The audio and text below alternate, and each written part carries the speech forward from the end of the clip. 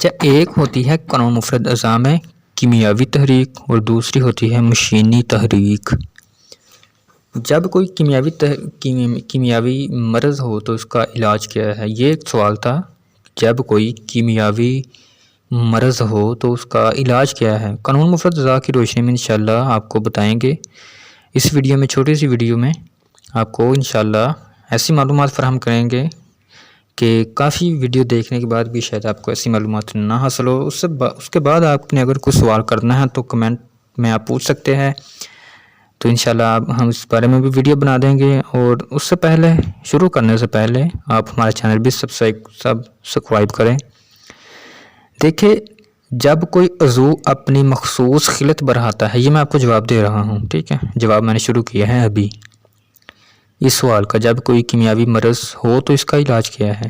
جواب یہ ہے، جب کوئی عضو اپنی مخصوص خلط برہاتا ہے لیکن اس کا اخراج نہیں کرتا۔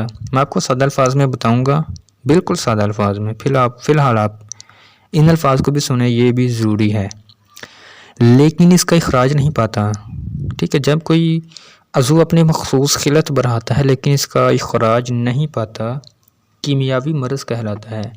جیسے جگر جب صفرا پیدا کرنے کے ساتھ ساتھ اس کا اخراج نہیں کرتا تو یرقان ہو جاتا ہے۔ اس لیے اس کا اصل علاج یہ ہے کہ صفرا کی پیدائش کے ساتھ ساتھ اس کا اخراج بھی شروع کر دیا جائے۔ چونکہ کیمیاوی تحریک میں عضو کی تحریک ناممکن ہوتی ہے، جس سے عضو خلط کو خارج نہیں کر سکتے، اس لیے عضو مخصوص کی تحریک کو اس حد تک تیز کر دیا جائے گی کہ وہ مشینی صورت اختیار کر جائے، ٹھیک ہے؟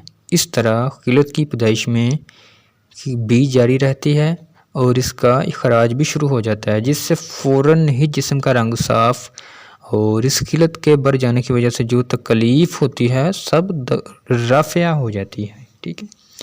مثلاً غدی عضلاتی جگر کی کیمیاوی تحریک ہے جس سے یرقان ہو جاتا ہے، اور غدی اعصابی جگر کی مشینی تحریک ہے جس سے صفرا اخراج پا کر یرقان دور ہو جاتا ہے۔ یاد رکھیں، یرقان کے مریض کا علاج کرنے میں بے حد غلطیاں کی جاتی ہے۔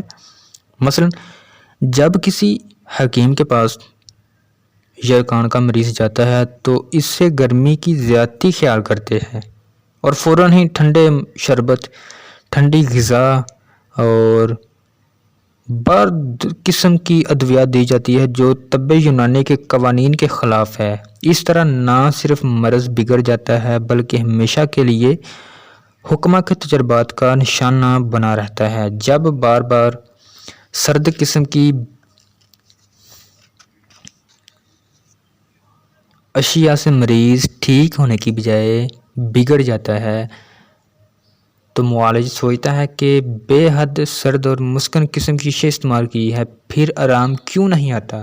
آخر معالج تنگ آ کر مریض کا علاج چھوڑ دیتا ہے۔ یہ وجہ ہے۔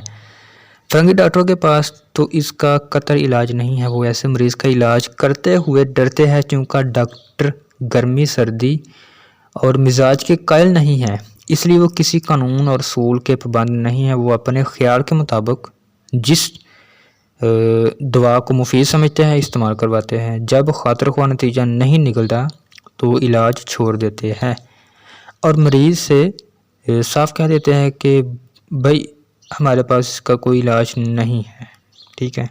یاد رکھے، یرقان میں صفرا کی زیادتی اور کیفیاتی طور پر گرمی خشکی کی زیادتی ہوتی ہے۔ قانون مفرد اعضاء اور طب یونانی میں کسی خلط اور کیفیات کو یکسر بدل نہیں دیا جاتا بلکہ بڑھی ہوئی خلط کا اخراج کیا جاتا ہے، اور کیفیات میں دو کیفیات بدلنے کی بجائے ایک کیفیت میں تبدیل کی جاتی ہے۔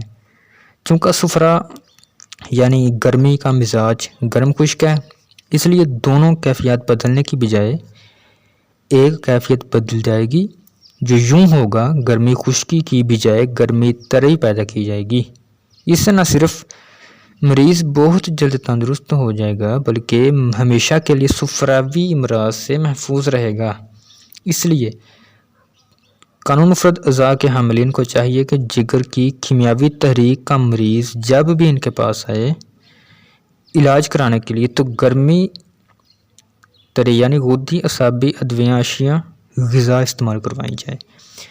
یہ میں نے آپ کو بڑی ہی جنمن اور اتھینٹک بات بتائی ہے کہ اگر کسی کو یرقان ہو جاتا ہے گرمی کی وجہ سے، گرمی خشکی کی وجہ سے، گرمی خشکی یعنی غدی عضلاتی مزاج میں، اس میں پیدا ہونے کے ساتھ ساتھ اس کا جمع ہوتی رہتی ہے جسم میں خشکی، گرمی پیدا ہونے کے ساتھ ساتھ جسم میں جمع ہوتی رہتی ہے، اس سے ایک ٹائم آتا ہے، ایک وقت آتا ہے کہ جب مسلسل گرمی پیدا ہونے کے ساتھ ساتھ جسم میں جمع ہوتی رہتی ہے تو پھر متعفن ہو جاتی ہے، حرارت پورے جسم میں پھیل جاتی ہے، جو کہ یرقان کی صورتحال پیدا کر دیتی ہے، رنگ بھی آہستہ آہستہ سیاہ ہونا شروع ہو جاتا ہے۔ اس کے لیے ٹھنڈی ادویات استعمال نہیں کی جاتی بلکہ مشینی تحریک پیدا کی جاتی ہے۔ کیا کیا جاتا ہے؟ مشینی تحریک پیدا کی جاتی ہے۔ تو مشینی تحریک پیدا کرنے کا مطلب یہ ہوتا ہے کہ جو رکا ہوا مواد ہے وہ خارج ہو جائے، سمجھے؟ جب رکا ہوا مواد خارج ہو جائے گا تو جتنی بھی علامات ہے اس کیمیاوی تحریک